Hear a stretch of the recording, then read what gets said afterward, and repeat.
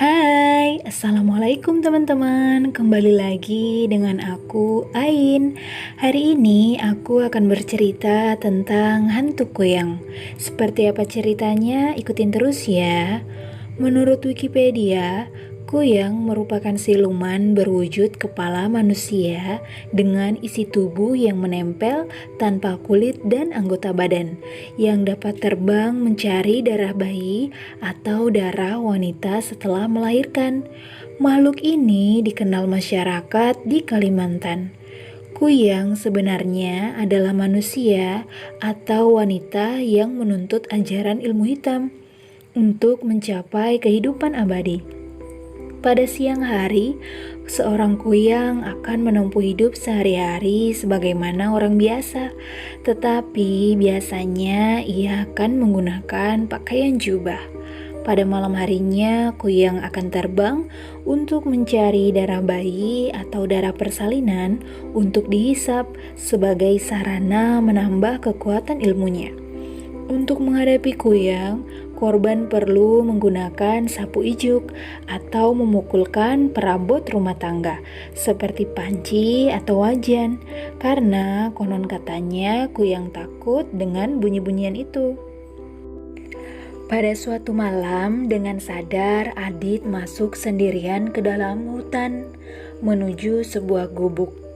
Gubuk itu adalah milik neneknya yang sudah lama tinggal sendiri di sana. Niat Adit saat itu bukanlah untuk berkunjung, tetapi dia ingin membunuh neneknya. Alasan lainnya yang melatar belakangi adalah karena dia tahu bahwa neneknya menganut ilmu hitam kuyang.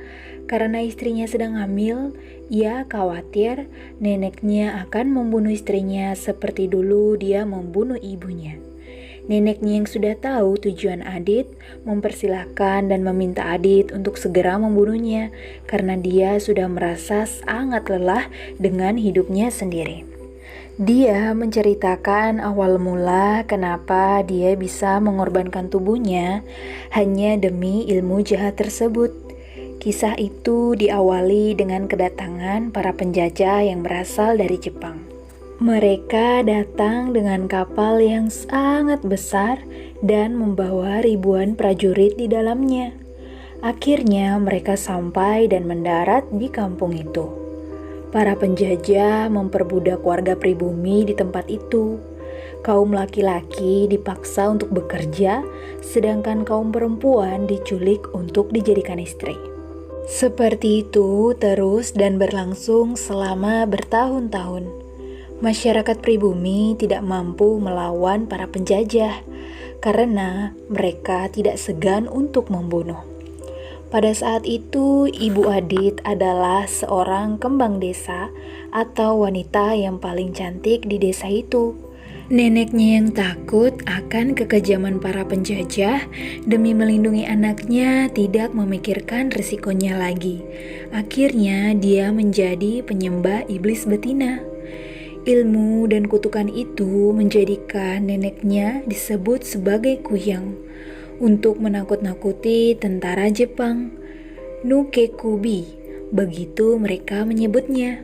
Mereka tidak akan tertarik dengan putri seorang Nukekubi. Tiba-tiba Adi teringat kejadian 20 tahun yang lalu saat dia masih anak-anak. Malam itu ibunya yang sedang hamil besar menunjukkan tanda-tanda akan segera melahirkan. Ayahnya pun pergi untuk memanggil bidan atau dukun bersalin di kampungnya. Adit bertugas menjaga ibunya di sana. Dengan terus menahan sakit, Ibu Adit berkata, kenapa suaminya lama sekali dan menyuruh Adit mencari ayahnya. Tapi Adit tidak pergi saat itu karena tidak tega meninggalkan ibunya sendirian di sana. Tiba-tiba dari luar jendela terlihat seseorang. Adit mengira itu adalah ayahnya. Tapi ternyata bukan. Orang yang datang malam itu adalah neneknya. Nenek Adit meminta dibukakan pintu karena ia ingin membantu ibunya bersalin. Selama proses persalinan berlangsung, Adit hanya mendengar teriakan ibunya yang kesakitan. Neneknya melarang Adit untuk mendekat dan tetap berdiri menatap keluar jendela membelakangi ibunya. Namun tiba-tiba sangat tidak disangka saat itu juga kepala nenek Adit terlepas dari tubuhnya bersama jantung, paru-paru, hati, usus, dan organ dalam lainnya. Dia mulai mendekat ke ibu Adit yang sudah tak sadarkan diri itu. Adit tidak bisa melihat apa yang sedang terjadi, tapi dia bisa mendengar suara-suara aneh yang lebih mengerikan melebihi rintihan ibunya, sedangkan neneknya terus memperingatkan dia untuk tidak berbalik. Beberapa saat kemudian, setelah persalinan selesai, Adit hanya melihat ibunya terbaring lemas di tempat tidur dengan bercak darah segar yang mengalir terus-menerus dari kedua kakinya. Adit terus bertanya pada neneknya, mengapa ibunya masih tertidur dan di mana adiknya? Karena sedari tadi dia tidak mendengar adanya suara tangis bayi di kamar itu. Dengan tubuh yang gemetar dan mata yang berkaca-kaca menahan tangis, neneknya mencoba menjelaskan kepada Adit apa yang terjadi. Dengan perasaan tak percaya dengan perkataan itu, Adit terus memperhatikan bercak-bercak darah ibunya yang tersisa di sela-sela mulut neneknya. Saat itu dia masih terlalu polos untuk memahami apa yang terjadi. Setelah itu dia memutuskan untuk meninggalkan neneknya dan hidup di kota seorang diri sebagai anak yatim piatu. Dan pada malam hari itu adalah pertama kalinya Adit kembali lagi ke gubuk itu. Baru dia mengetahui bahwa ibu dan adiknya mewarisi kutukan dari neneknya untuk menjadi seorang kuyang seumur hidup. Karena tidak ingin anak dan cucunya menderita karena jahatnya kutukan itu, dia membunuh mereka dan membiarkan Adit pergi karena hanya dia satu-satunya keturunan yang bersih dari kutukan itu.